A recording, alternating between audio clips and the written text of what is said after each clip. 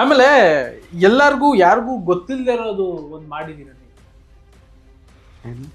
ನಿಮ್ಮದು ಮೋಕ್ಷಿತ ಅವ್ರದ್ದು first engagement ಆಗೋಗಿತ್ತಂತೆ, ಎಲ್ಲ ಹೈಡ್ ಮಾಡಿದ್ರಂತೆ ನೀವು. ಯಾರು ಹೇಳಿದ್ದು? ಸೀರಿಯಸ್ ಅವೆಲ್ಲ ಓಡ್ತಾ ಇದೆ ಸೋಷಿಯಲ್ ಮೀಡಿಯಾದಲ್ಲಿ. ಒಳಗಡೆ ಹೋದಾಗ ಯಾರು ಯಾರು ಅನ್ನೋದೇ ಗೊತ್ತಿಲ್ಲ, ಇಬ್ರು ಹಂಗಿದ್ರು, ಅಷ್ಟು ಚೆನ್ನಾಗಿ ಆಕ್ಟ್ ಮಾಡಿದ್ರು. ಹೊರಗಡೆ ನೋಡಿದ್ರೆ ಇಬ್ರದ್ದು ಒಂದು ಎಂಗೇಜ್ಮೆಂಟೇ ಆಗೋಗಿದೆ, ಸಿಕ್ಕಾಪಟ್ಟೆ ಸುದ್ದಿ.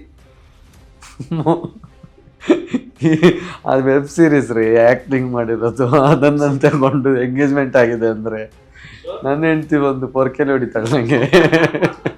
ಮನೆ ಒಳಗೆ ಹೋಗ್ಬೇಕಾದ್ರೆ ನಿಮ್ ಪಾಪು ಇನ್ನು ಚಿಕ್ಕದು, ಎಷ್ಟು ಮಿಸ್ ಮಾಡ್ಕೊಂಡ್ರಿ ಆ ಒಂದು ಆಟ ಆಡ್ಸುವಂಥದ್ದು, ಆ ಚೈಲ್ಡ್ಹುಡ್ ಆಮೇಲೆ ಆ ಫಾದರ್ಹುಡ್ ಅಂತ ಇರುತ್ತೆ, ಆ ಒಂದು ಕ್ಷಣಗಳನ್ನ, ಅದೆಲ್ಲ ಆ ಕಣ್ ಬಿಡೋ ಟೈಮ್ ಆಗಿರ್ಬೋದು, ಇಲ್ಲ ಕೈ ಇಟ್ಕೊಳ್ಳೋದಾಗಿರ್ಬೋದು, ಕೆಲವೊಂದು ಇರುತ್ತೆ ಸಣ್ಣ ಪುಟ್ಟ.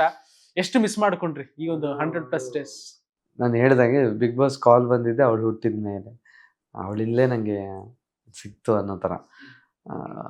ಒಂಥರ ನನಗೆ ಪ್ರಸಿದ್ಧಿ ಬಂದ ಮೇಲೆ ಒಂದು ಲಕ್ ಚೇಂಜ್ ಆಯಿತು ಅನ್ನೋ ಥರ ಅಂದ್ಕೊಂಡಿದ್ದೀನಿ. ಅದಾಗಿದ್ದು ಕೂಡ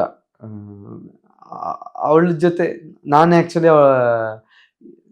ನಾನು ದೇವರಿಗೆ ಥ್ಯಾಂಕ್ಸ್ ಹೇಳಬೇಕು. ಯಾಕಂದರೆ ಪ್ರತಿಯೊಬ್ಬರು ಕೂಡ ಇರಬೇಕು ಆ ಟೈಮಲ್ಲಿ, ಹಸ್ಬೆಂಡ್ ಜೊತೆಗಿರ್ಬೇಕು ಅಂತ ಬಯಸ್ತಾರೆ. ನಾನು ಯೂಟ್ಯೂಬ್ ಮಾಡ್ತಿರೋದ್ರಿಂದ ಅಲ್ಲೇ ನನ್ನ ಕೆಲಸ ಇತ್ತು. ಮೊದಲೆಲ್ಲ ಯಾವ ಕಂಪ್ನಿಯಲ್ಲಿ ಕೆಲಸ ಮಾಡಬೇಕಿತ್ತು, ಈಗ ಅಲ್ಲೇ ಇತ್ತು. ಅಲ್ಲೇ ಇದ್ಕೊಂಡು ರಾತ್ರಿ ಎಲ್ಲ ಮಗಳು ಹತ್ತಾಗ ನನಗೆ ಅದು ಅವಳನ್ನ ಸಮಾಧಾನ ಮಾಡೋದೇ ದೊಡ್ಡ ಖುಷಿ. ನಾನೇ ಅವಳ ಹತ್ರ ಹೇಳ್ತೇನೆ, ನೀನು ಸಮಾಧಾನ ಮಾಡಬೇಡ, ನಾನು ಸಮಾಧಾನ ಮಾಡ್ತೀನಿ ಅಂತ. ಮಕ್ಕಳಂದ್ರೆ ತುಂಬ ಇಷ್ಟ, ಮಕ್ಕಳನ್ನ ನೋಡ್ಕೊಳ್ಳೋದು ಅಂದರೆ ತುಂಬ ಇಷ್ಟ. ಅಂತ ನನಗೆ ಮಗುನ ಬಿಟ್ಟು, ಅದು ನನ್ನ ಮಗಳನ್ನೇ ಬಿಟ್ಟು ನಾನು ಹೋಗೋದಂದಾಗ ತುಂಬ ಬೇಜಾರಾಯಿತು. ಒಂದು ಫಸ್ಟ್ 1-2-3 ವೀಕಲ್ಲೆಲ್ಲ ನನಗೆ ತುಂಬ ಕಾಡ್ತಿತ್ತು. ಆಮೇಲೆ ಅಡ್ಜಸ್ಟ್ ಆಗೋಕ್ಕೆ ಶುರುವಾಯಿತು. ಆನಂತರ ಯಾವಾಗ 1-2 ತಿಂಗಳಾಗುತ್ತೆ, 3 ತಿಂಗಳಾಗುತ್ತೆ, ಆ ತಿಂಗಳು ಆದಾಗ ಮುಖ ನೋಡಬೇಕು ಅಂತ ತುಂಬ ಆಸೆ ಆಗ್ತಿತ್ತು. ಅಂದರೆ ಚೈತ್ರ ಅವ್ರು ಹೇಳ್ತಿದ್ರು, ಈಗ ನಿಮ್ಮ ಮಗು ಒಂದಷ್ಟು ತೆವಳೋದೆಲ್ಲ ಮಾಡ್ತಾಳೆ, ಅದನ್ನೆಲ್ಲ ಮಿಸ್ ಮಾಡ್ಕೊಂಡಲ್ಲ. ಯಾಕೆ ನಾನು ಅದು ಇಂಥ ಟೈಮಲ್ಲಿ ಇಲ್ಲಿ ಬಂದಿದ್ದೀನಿ ಅನ್ನೋ ಥರನೇ ಅನ್ನಿಸ್ತು ನನ್ನ. ಆಮೇಲೆ ಆ ಥರನೂ ಅನಿಸುತ್ತೆ. ಮತ್ತು ಇದೊಂದು ದೊಡ್ಡ ಅವಕಾಶ, ಈ ಅವಕಾಶನ ನೀನು ಮಿಸ್ ಮಾಡಿಕೊಂಡ್ರೆ ಮತ್ತೆ ಸಿಗಲ್ಲ. ನೀನೇನೇನು ಮಾಡ್ತಿದ್ದಿ ನಿನ್ನ ಮಗಳಿಗೋಸ್ಕರನೇ ಅಂದ್ಕೋ ಅನ್ನೋ ಥರ ನನಗೆ ನಾನು ಧೈರ್ಯ ತೊಗೊಂಡು ಮುಂದೆ ಹೋಗ್ತಿದ್ದೆ. ಆದರೂ ಕಂಟ್ರೋಲ್ ಆಗ್ತಿರ್ಲಿಲ್ಲ ರೀ. ಮಗಳನ್ನ ನೆನೆಸ್ಕೊಂಡಾಗ ಕಣ್ಣಲ್ಲಿ ನೀರು ಬರ್ತಿದೆ, ಗೊತ್ತಿಲ್ಲದೆ ಕಣ್ಣಲ್ಲಿ ನೀರಲ್ಲಿ ಬರ್ತಿತ್ತು. ಪರವಾಗಿಲ್ಲ ಬಿಡಿ, 2ನೇ ಪ್ಲಾನ್ ಮಾಡ್ತಿದ್ದೀರಲ್ಲ, ಪ್ರತಿ ಕ್ಷಣನೂ ನೀವು ಅನುಭವಿಸಿ ಮೂಮೆಂಟ್. ಎಸ್. ಆಮೇಲೆ ಎಲ್ಲಾರ್ಗೂ ಯಾರಿಗೂ ಗೊತ್ತಿಲ್ಲದೆ ಇರೋದು ಒಂದು ಮಾಡಿದೀರ ನೀವು. ನಿಮ್ಮದು ಮೋಕ್ಷಿತ ಅವ್ರದ್ದು ಫಸ್ಟ್ ಎಂಗೇಜ್ಮೆಂಟ್ ಆಗೋಗಿತ್ತಂತೆ, ಎಲ್ಲ ಹೈಡ್ ಮಾಡಿದ್ರಂತೆ ನೀವು. ಯಾರು ಹೇಳಿದ್ದು? ಸೀರಿಯಸ್ ಅವೆಲ್ಲ ಓಡ್ತಾ ಇದೆ ಸೋಷಿಯಲ್ ಮೀಡಿಯಾದಲ್ಲಿ. ಒಳಗಡೆ ಹೋದಾಗ ಯಾರು ಯಾರು ಅನ್ನೋದೇ ಗೊತ್ತಿಲ್ಲ, ಇಬ್ರು ಹಂಗಿದ್ರು, ಅಷ್ಟು ಚೆನ್ನಾಗಿ ಆಕ್ಟ್ ಮಾಡಿದ್ರು. ಹೊರಗಡೆ ನೋಡಿದ್ರೆ ಇಬ್ರದ್ದು ಒಂದು ಎಂಗೇಜ್ಮೆಂಟೇ ಆಗೋಗಿದೆ, ಸಿಕ್ಕಾಪಟ್ಟೆ ಸುದ್ದಿ. ಅದು ವೆಬ್ ಸೀರೀಸ್ ರೀ, ಆಕ್ಟಿಂಗ್ ಮಾಡಿರೋದು. ಅದನ್ನ ತಗೊಂಡು ಎಂಗೇಜ್ಮೆಂಟ್ ಆಗಿದೆ ಅಂದ್ರೆ ನನ್ನ ಹೆಂಡತಿ ಒಂದು ಪೊರ್ಕೆಲಿ ಹೊಡಿತಾಳೆ ನಂಗೆ. ನೋಡ್ರಪ್ಪ, ಯಾರೆಲ್ಲ ಮೀಮ್ಸ್ ಮಾಡ್ತಿದ್ರಿ, ಯಾರೆಲ್ಲ ಸ್ವಲ್ಪ ಫನ್ ಆಗಿ ಸುದ್ದಿ ಎಲ್ಲ ಮಾಡ್ತಿದ್ರಿ, ಬಟ್ ಆಲ್ಮೋಸ್ಟ್ ಗೊತ್ತು, ಸುಮ್ನೆ ಒಂದು ಚೌಕ್ ಕೊಟ್ಟೆ ಅಷ್ಟೆ. ಪಕ್ಕನಾ? ವೆಬ್ ಸೀರೀಸ್ ಅಷ್ಟೇ, ಬೇರೆ ಏನಿಲ್ಲ. ಅದು ನಾವು ಇಲ್ಲಿ ಬಂದ್ಮೇಲೆ ಆ ಕಡೆ ವೈರಲ್ ಆಗಿದೆ. Yes, fine. ಮನೇಲಿ ಒಂದಷ್ಟು ವಾತಾವರಣ ಎಲ್ಲ ನಡೀತಾ ಇರುತ್ತೆ, ಬಟ್ ಮನೆಯವರೆಲ್ಲ ಬಂದು ಒಂದಷ್ಟು ನೀವು ಹೆಂಗೆಲ್ಲ ಆಟ ಆಡ್ತೀರಾ, ಹೋಗ್ತೀರಾ ಅನ್ನೋದೆಲ್ಲ ಹೇಳ್ತಾರೆ. ಈ ಮಧ್ಯದಲ್ಲಿ ಮಂಜಣ್ಣ ಮತ್ತೆ ಗೌತಮಿ ಅವರ ಒಂದು ಬಾಂಡಿಂಗ್ ಹೆಂಗ್ ಅನಿಸ್ತು ನಿಮ್ಗೆ? ಗೆಳೆಯ ಮತ್ತು ಗೆಳತಿಯರ ಬಾಂಡಿಂಗ್ ಹೆಂಗಿತ್ತು? ಅಂಡ್ ಬಂದು ಒಂದು ಹೇಳೋಗಿರ್ತಾರೆ, ಅವ್ರ ಜೊತೆ ಸೇರ್ಬೇಡ, ಇವ್ರ ಜೊತೆ ಸೇರ್ಬೇಡ, ನಿನ್ನ ಆಟ ಆಡು ಅಂತ ಒಂದು ಹೇಳೋದ್ರು, ಮತ್ತೆ ಎಲ್ಲೋ ಆ ಡಿಪೆಂಡೆನ್ಸಿ ಅವೆಲ್ಲ ನೋಡಿದಾಗ ಹೆಂಗ್ ಅನಿಸ್ತಿತ್ತು? ಫಸ್ಟಿಗೆ ನಾನು ಅದು ಅಂದ್ರೆ ಅವ್ರ ಫ್ರೆಂಡ್ಶಿಪ್ ಅದರಲ್ಲಿ ಏನಿದೆ, ಅವರ ಆಟದ ಜೊತೆ ಫ್ರೆಂಡ್ಶಿಪ್, ನಾವ್ ಹೇಗೆ ಹನುಮಂತನ ಜೊತೆ ಇದ್ದು, ಅದು ಭವ್ಯ ಮತ್ತು ತ್ರಿವಿಕ್ರಮ್ ಹೇಗಿರ್ತಾರೋ, ಯಾರೋ ಒಂದು ಮೆಂಟಲಿ ಸಪೋರ್ಟ್ ಆಗಿರೋರು, ಅಥವಾ ಒಂದು ಯಾರ ಕಷ್ಟಕ್ಕೆ ಸ್ಪಂದಿಸೋರು ಜೊತೆಗೆ ಇದ್ದಾಗ ಖುಷಿ ಆಗುತ್ತೆ ಅನ್ನೋದಿದ್ರೆ ಅದು ಪ್ಯೂರ್ ಫ್ರೆಂಡ್ಶಿಪ್ ಕೂಡ ಆಗುತ್ತೆ.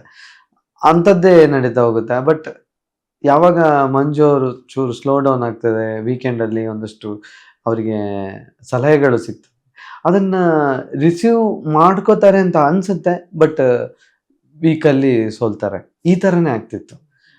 ಒಂದು ಎಪಿಸೋಡಲ್ಲಂತೂ ನನಗೆ ಆಯಿತು, ಈಗ ಮಂಜು ಅವರು ಈ ವೀಕ್ ಅಂತೂ ತುಂಬ ಸರಿ ಹೋಗ್ತಾರೆ. ಅದು ಫ್ಯಾಮಿಲಿ ನೋಡಿ ಬಂದು ಅಪ್ಪ ಹೇಳಿರೋ ಮಾತುಗಳೆಲ್ಲ ಕೇಳಿದಾಗ ಸರಿ ಹೋಗ್ತಾರೆ ಹಾಗೆ ಹೀಗೆ ಅಂತ. ಅದ್ಯಾವುದೋ ಮೈಕ್, ಆ ವೀಕಲ್ಲಿ ಮೈಕ್ ಹಾಕೋದನ್ನು ಮರ್ತೋಗಿರ್ತಾರೆ. ಅದಕ್ಕೆ ಪನಿಷ್ಮೆಂಟ್ ಆಗಿ ಯಾರನ್ನಾದ್ರೂ ತಗೋಬೇಕು, ಅವ್ರ ಕೆಲಸ ಮಾಡಬೇಕು ಅಂತ ಅಂದಾಗ ಯಾರನ್ನ ಆಯ್ಕೆ ಮಾಡಿದಾಗ ಗೌತಮಿ ಅವರು ತಗೋತಾರೆ. ನಾನು ಹೋಗಿ ಕೇಳ್ತೀನಿ, ನೀವು ಮತ್ತೆ ಅದನ್ನು ಇದು ಮಾಡ್ತಾರೆ. ನನಗೆ ನನ್ನ ಸ್ಟ್ರಾಟಜಿ ಅನ್ನೋ ಥರ ಹೇಳಿದರು. ಅವಳು ಕೆಲಸ ಈಗ ಏನಾದ್ರು ಕೊಟ್ಟರು, ಅವ್ರದ್ದು ಕೆಲಸ ಆಗಿರುತ್ತೆ, ಅದು ಕೆಲಸ ಕಡಿಮೆ ಇರುತ್ತೆ, ಅದಕ್ಕೆ ನಾನು ಅವ್ರ ಹೆಸರು ತಗೊಂಡೆ ಅಂತ. ಬಟ್ ಅದು ಮಂಜು ಅವರಿಂದನೇ ಆಗಿರೋ ತಪ್ಪು ಅಂತ ಅನ್ಸುತ್ತೆ. ಯಾಕಂದರೆ ಗೌತಮಿ ಅವರು ಕರೆಕ್ಟ್ ಇದ್ದಾರೆ. ಅವರು ಏನು ಹೇಳಬೇಕು ಅನ್ನೋದಿದೆ. ಅಂದರೆ ನನ್ನ ಸಲಹೆ ಏನಿದೆ ಅದು ನಿಮಗೆ ಒಳ್ಳೆಯದು. ನೀವು ಆಲ್ಮೋಸ್ಟು ಈಗ ನಿಮ್ಮ ಆಟಕ್ಕೆ ತೊಂದರೆ ಆಗ್ತಿದೆ ಅಂದರೆ ಅದರಿಂದ ದೂರ ಆಗೋದು ಒಳ್ಳೆಯದು, ಹಾಗೆ ಹೀಗೆ ಅಂತ ಅಂದಾಗ ಅವರು ಕೇಳಿಬಿಟ್ಟು ಸರಿ ಹೋಗ್ತಿತ್ತು. ನನಗೆ ಅನಿಸ್ತಿದ್ದು ಈ ರೀತಿ. ಬಟ್ ವೀಕೆಂಡಲ್ಲೂ ಕೂಡ ಬರುತ್ತೆ, ಮಂಜು ಅವರೇ ನೀವು ಈ ರೀತಿ ಮಾಡೋದ್ರಿಂದ ಗೌತಮಿ ಅವರಿಗೆ ಅದು ಮೈನಸ್ ಆಗ್ಬೋದು ಅಂತ. ಸಾಕಷ್ಟು ವಿಚಾರಗಳನ್ನ ಮಾತಾಡಿದ್ರಿ, ಸಾಕಷ್ಟು ಅನುಭವನ ಕಲ್ತ್ಕೊಂಡು ಬಂದಿದ್ದೀರಾ. So what next Dhanraj, what next life? What next ಅಂತ ಬಂದಾಗ ಒಂದಷ್ಟು ಗುಡ್ ನ್ಯೂಸ್ ಕೊಡ್ತೀರಾ? ಏನ್ರಿ ನಾನು ಇರೋದು ಅದಕ್ಕೆ ಅನ್ನೋ ಕ್ಷೇತ್ರದ ಮಯ. ಇನ್ನು ಯೂಟ್ಯೂಬ್ ಅದು ಅಲ್ಲಿಂದಲೇ ಬಂದಿರೋದು, ಅದನ್ನು ಕಂಟಿನ್ಯೂ ಮಾಡಬೇಕು. ಸೋಷಿಯಲ್ ಮೀಡಿಯಾದಲ್ಲಿ ಕಂಟೆಂಟ್ ಕ್ರಿಯೇಟ್ ಮಾಡೋದು ಒಂದು ಸ್ಟೆಪ್ ಡಿಫ್ರೆಂಟ್ ಆಗಿ ಮಾಡಬೇಕು ಅನ್ನೋ ಯೋಚನೆ ಇದೆ. ಮೊದಲು ಹೇಗಿತ್ತು ಆ ಒಂದು ಸ್ಟೈಲ್ಗಿಂತ ಡಿಫ್ರೆಂಟ್ ಆಗಿರಬೇಕು. ಆಬ್ವಿಯಸ್ಲಿ ಗೊತ್ತು, ಜನರು ಹೊಸ ನನ್ನ ಇಷ್ಟಪಡೋರು, ಪ್ರೀತಿಸೋರು ನಂಗೆ ಜೊತೆ ಆಗಿದ್ದಾರೆ. ಅವರಿಗೆ ನಾನೇನು ಅನ್ನೋದನ್ನು ಇನ್ನಷ್ಟು ಅರ್ಥ ಮಾಡಿಸ್ಬೇಕು, ಅದರಲ್ಲಿ ನಾನು ಗೆಲ್ಲಬೇಕು. ನನಗೊಂದಷ್ಟು ಪ್ಲ್ಯಾನ್ಸ್ ಇದೆ, ಆ ಪ್ಲ್ಯಾನು ಪ್ರೋಸೆಸ್ಸಲ್ಲಿದೆ. ಅದು ಆದಷ್ಟು ಬೇಗ ಹೇಳೋ ಸಮಯ ಬೇಗ ಬರಲಿ, ನೋಡೋಣ. Thank you so much. ಸಾಕಷ್ಟು ವಿಚಾರಗಳನ್ನ ಮಾತಾಡಿದ್ರಿ, ಹಂಚ್ಕೊಂಡ್ರಿ. ಆಫ್ಟರ್ 100 days ನಾವು ಲಾಸ್ಟ್ ಸಿನಿಮಾ ಪ್ರಮೋಷನ್ ಸಿಕ್ಕಿದ್ವಿ, ಮತ್ತೆ ಸಿಕ್ಕಿದ್ದೀವಿ. ನೆಕ್ಸ್ಟ್ ಸಿಗ್ತಾ ಹೋಗೋಣ ಅಂತ ಹೇಳ್ತಾ ಇಷ್ಟೊತ್ತು ಟೈಮ್ ಕೊಟ್ಟು ಮಾತಾಡಿದ್ರ ಫಿಲ್ಮ್ ಬೀಟ್ಗೆ. Thank you so much Dhanraj. Thank you. ನೀವು ಅನ್ಕೊಂಡದೆಲ್ಲ ಆಗಲಿ. Thank you film beat. ನೋಡಿದ್ರಲ್ಲ ಧನ್ರಾಜ್ ಆಚಾರ್ ಅವರ 100+ days ಬಿಗ್ ಬಾಸ್ ಮನೆಯಲ್ಲಿ ಎಷ್ಟರ ಮಟ್ಟಿಗೆ ಇತ್ತು ಅಂತ. ಅಂಡ್ ಒಂದು ರೀತಿಯಲ್ಲಿ ಎಂಟರ್ಟೈನ್ ಆಗಿ ಕೂಡ ಇತ್ತು. ಒಂದಷ್ಟು ಜನ ಪ್ರಶ್ನೆ ಮಾಡೋರಿಗೆ ಒಂದು ನೇರವಾದ ಉತ್ತರ ಕೂಡ ಈ ಒಂದು ಸೆಗ್ಮೆಂಟ್ ಅಲ್ಲಿ ಸಿಕ್ತು ಅಂತ ಹೇಳ್ತಾ, ಈ ಎಪಿಸೋಡ್ ನಿಮಗೆ ಇಷ್ಟ ಆಗಿದೆ ಅಂತ ಅನ್ಕೊಳ್ತಾ ನೆಕ್ಸ್ಟ್ ಎಪಿಸೋಡ್ ನಲ್ಲಿ ಮತ್ತೆ ಸಿಗ್ತೀನಿ. ನೋಡ್ತಾ ಇರಿ ಫಿಲ್ಮ್ ಬೀಟ್ ಕನ್ನಡ.